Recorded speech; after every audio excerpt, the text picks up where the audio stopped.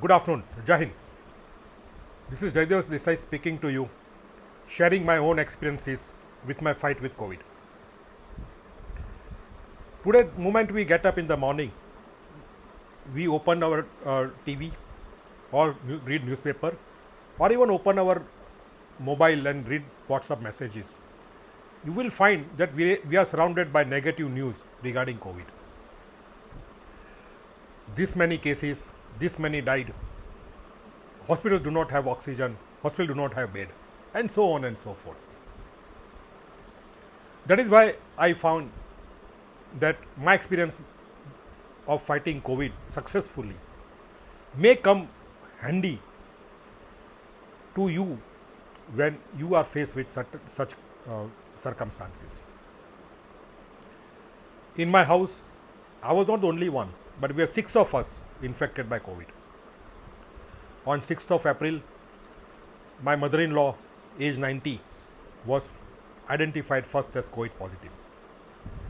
She has got very high blood pressure, blood sugar problem, and also many more medical issues.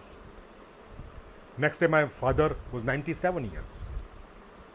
He was identified positive. On 10th, my wife. On 13th, me, my daughter, and my grandson of 8 years age were identified positive. On 10th, my wife was identified, and that time I sent my mother to my younger brother's place, and hence we were 6 of us in the house. And we were advised very strongly to get admitted in hospitals.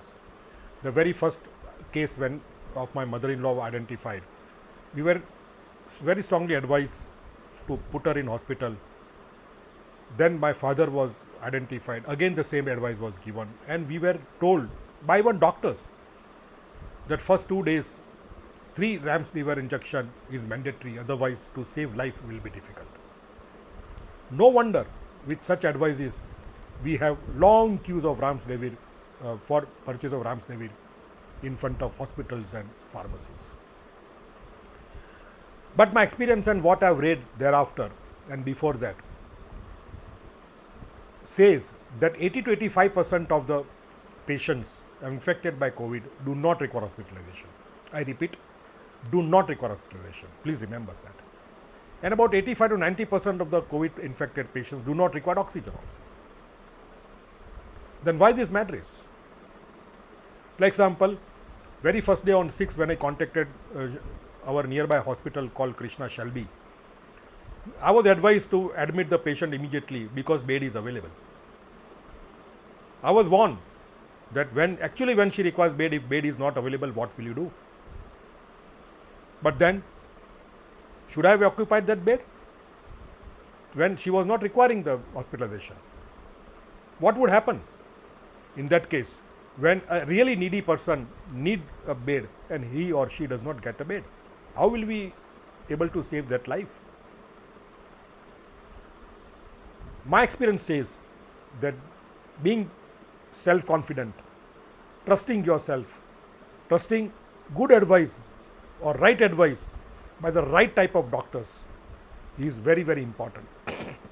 What I learned is that maintaining chart and very rigorously monitoring basic parameters like SpO2, that is oxygen level, pulse, fever, etc. helps very much.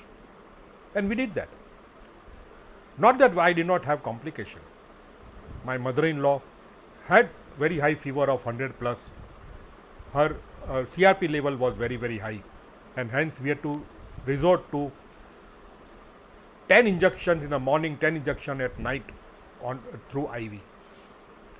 But again, against the very well-meaning doctors advising me to admit her in hospital, I did not do so.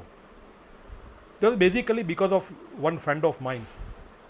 Her mama was admitted in hospital, and I've seen the plight.